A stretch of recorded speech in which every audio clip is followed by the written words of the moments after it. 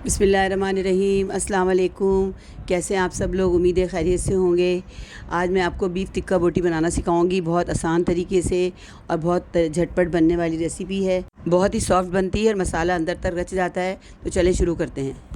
सबसे पहले एक प्याले में हमने 1.5 किलो गोश्त लिया और छोटी छोटी बोटियों में हमने ये काट लिया इस तरह से। बस ज़्यादा बहुत बड़ी नहीं काटनी है, बस नॉर्मल साइज़ में काटनी है। इसके बाद इसमें हम सबसे पहले 2 से 2.5 टेबल स्पून लहसुन अदरक का पेस्ट डालेंगे। इसमें 1 टेबल स्पून धनिया पाउडर है, 1 टीस्पून कुटी लाल मिर्च है, 1 टीस्पून गरम मसाला पाउडर है और 1 टीस्पून मीट टेंडराइज़र गोश्त गिराने वाला पाउडर है। ये सारे मसाले हम इसमें डालेंगे।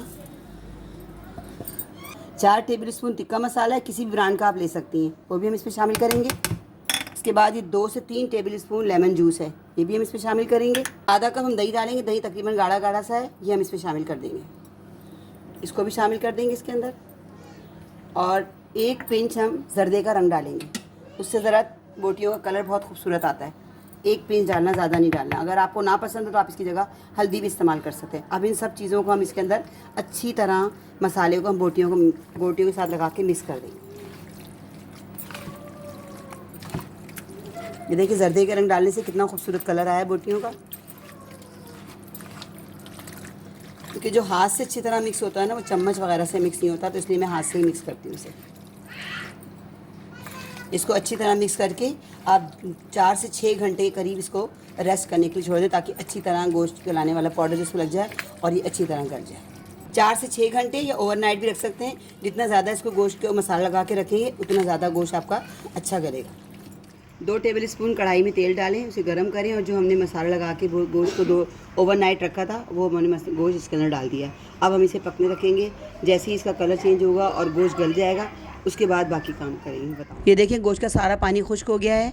अब हम इसे थोड़ा सा भूनेंगे और जो हमने इसमें 2 चम्मच ऑयल डाला था वो भी इसके अंदर नज़र आ रहा है। गोश्त बहुत सॉफ्ट तरीके से गल चुका है और बिल्कुल खाने के लिए बिल्कुल रेडी है। अब हम इसमें कोयले का स्मोक देंगे। कोयला हमने पहले से ही दूसरे चूल्हे पे गर्म होने के लिए रख दिया था।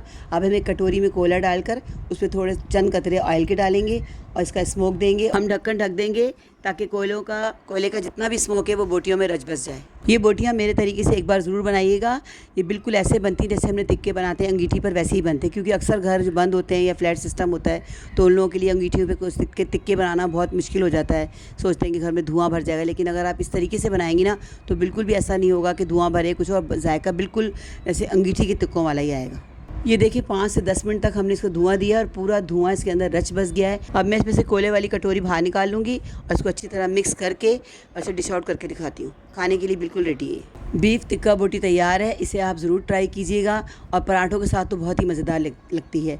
एक बार ज़रूर बनाइएगा। मिलते हैं नेक्स्ट वीडियो में नई रेसिपी के साथ। अल्लाह हाफिज़।